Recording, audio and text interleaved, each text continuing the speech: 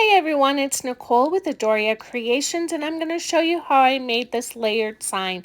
First, I took a piece of wood that I wanted to paint white. I took acrylic paint. You can take any kind of paint that you have, and I ended up putting 2 coats of this white acrylic paint on this piece of wood, making sure that I had an even coat, and I did end up putting 2 coats of the paint and drying in between both of the coats.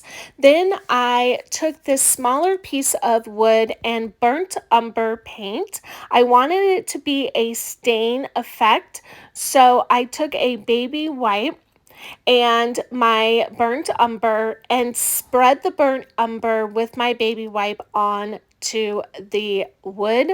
I love how you can do this technique to make a stain effect with your paint. So I just made sure that I had a good coverage, solid coverage of the burnt umber. Then I had this shamrock, and I did not want the metal part of the shamrock on, so I took my paint scraper and took the wood shamrock off of the metal piece. Then I wanted to make sure that my shamrock would fit on to the piece of wood, which I knew it would. And so then I decided that I wanted to add something to the shamrock, and I wanted to add some polka dots. So I took my white paint and a pouncer and a paper towel, and then I just started putting the polka dots on, just making sure that I had a pretty even coat each polka dot, and really no rhyme or reason of how I was putting the polka dots and where I was putting the polka dots. I was just putting polka dots. I love polka dots. It adds a little extra to your design. So then I took my sand tool, and I wanted it not to be so stark white. I wanted to give it a little bit of a rustic feel. So I took my sanding tool and scuffed it all up. And then I wanted to dry brush some of the burnt umber onto my white piece of wood.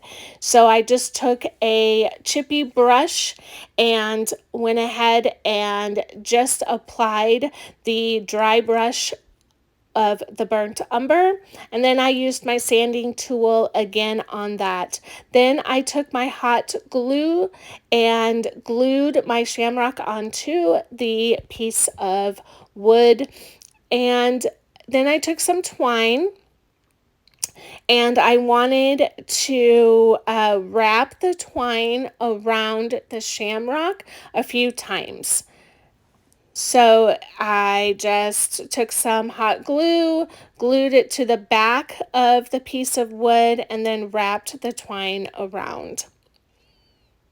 And then tied it.